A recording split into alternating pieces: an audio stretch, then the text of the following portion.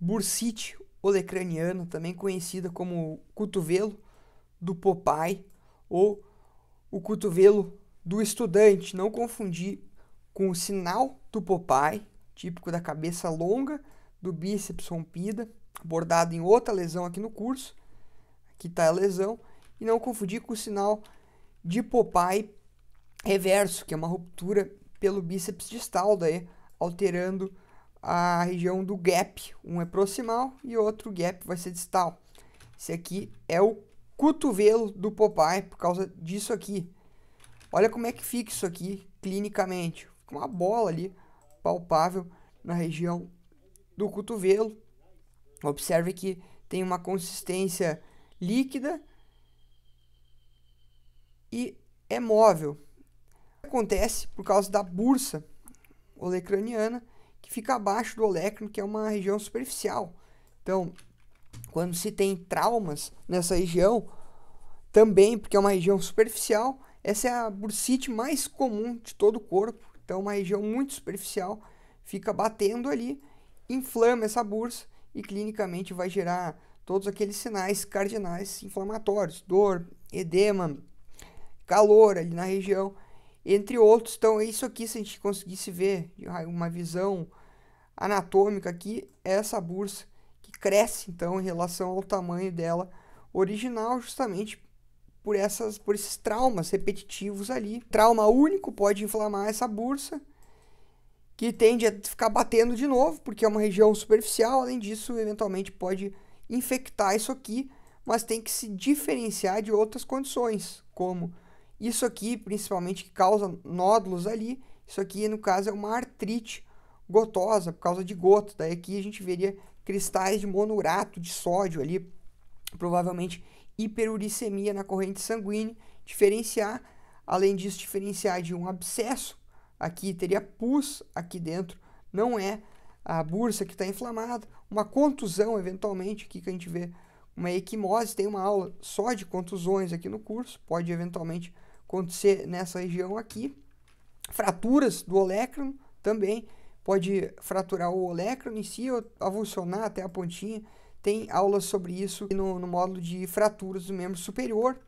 Além disso, ruptura do tríceps, que eventualmente pode avulsionar também um pedacinho do osso. Olha como é semelhante até o aspecto aqui, como teve uma ruptura do tríceps. O John Cena, que teve essa ruptura, até está comentado lá no curso, ruptura do tendão do tríceps. Além disso, uma infecção aqui de pele, no caso de uma celulite, eventualmente pode confundir o examinador, bem como uma artrite séptica, que olha, o cotovelo ele não é a mais comum, mas está aqui figurando, então eventualmente pode ter essa infecção aqui intraarticular aqui no cotovelo. Ficar atento. E lesões ligamentares, como a lesão ligamento colateral medial e também as lesões daí da parte lateral ali, especificamente aqui do ligamento colateral ulnar lateral, que está envolvido nas luxações. Tudo isso está abordado lá no módulo de articulações do membro superior.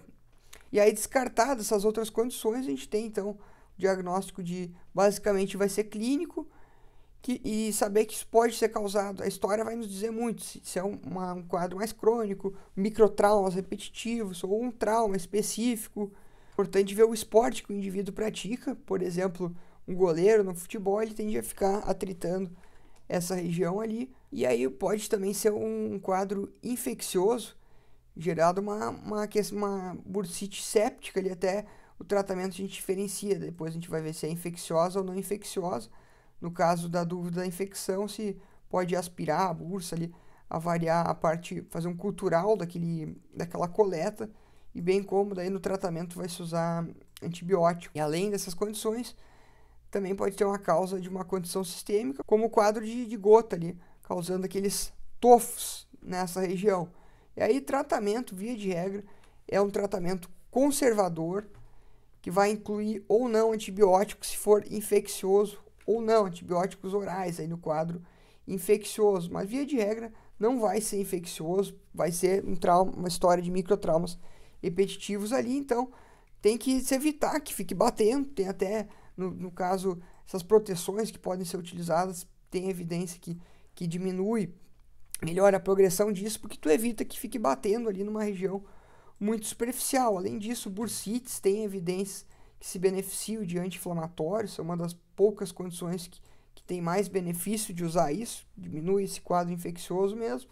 Além disso, todas aquelas medidas de repouso, o gelo também, compressão, como a gente mencionou, proteção da região e até eventualmente fisioterapia pode ou não auxiliar, e até mesmo injeção de corticosteroide pode melhorar essa inflamação, só que tem um risco mais ou menos de uns 10% de acabar causando uma infecção iatrogênica ali. E também pode-se tentar fazer uma aspiração para aliviar essa tensão ali, tirar esse tecido para ajudar o corpo.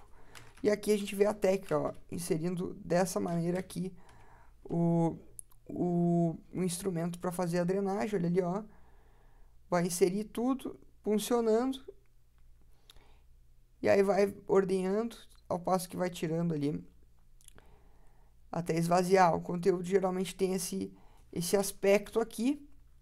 Lembrando que uma ou duas aspirações geralmente responde bem. O risco ali de voltar até 25% em 8 semanas vai ter essa recorrência, e em 6 meses até 10% vai ficar tendo casos recorrentes, que entre as causas pode eventualmente ter uma exostose aqui, um esporão que fica raspando nessa bursa. Então é uma semelhante ao que acontece lá na deformidade de Haglund, pode acontecer aqui no cotovelo. Então teria indicação até para, se quadros recorrentes, remover esse entesófito aqui, bem como em quadros repetitivos fazer, então, além das aspirações, uma bursectomia. Então se abre aqui, ó, vamos ver um exemplo cirúrgico aqui do Dr. Moore, tem um canal bem interessante, tem outros vídeos dele aqui no curso. Aí faz uma incisão aqui, não é pequena, vai fazendo, ligando os vasos e vai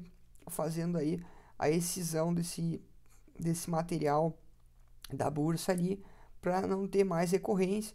Aí ele vai avisar aqui que tem bons resultados, tem que cuidar do nervo ulnar, que tem relação ali no sulco para o nervo ulnar, na região mais medial ali, do epicôndilo medial. Então, cuidar esse nervo para não ter perda de função da mão. Aí ele vai tirando esse tecido bursal ali e finalmente, então, olha ali, ó, uma incisão pode ser grande para o paciente, mas geralmente vai nascer uma bursa saudável e os pacientes vão ter um bom resultado por isso. Mas isso são em casos refratários, aí depois de 6 meses tentando tratamento, mais de 2 aspirações. Via de regra não vai ser necessário, e tem uma remissão espontânea aí, especialmente pacientes jovens, aí tem um risco muito baixo de progressão para alguma coisa aquilo ali. Só tem que cuidar que fique batendo ali, porque se ficar batendo vai repetir aquilo. Take home message final então da bursite olecraniana é uma inflamação que pode ser infecciosa, eventualmente menos comum, microtraumas repetitivos nessa bursa que protege uma região superficial. Pode ser um quadro ali crônico e eventualmente pode ser necessário aspirar e fazer uma coleta ali em suspeita de infecção, e geralmente tratamento conservador se for infeccioso, uso de antibiótico oral aí uma semaninha, cobrindo estrepto, estáfilo, vai muito bem. E em casos mais raros, selecionados, aí, refratários, o debridamento cirúrgico desse tecido bursal.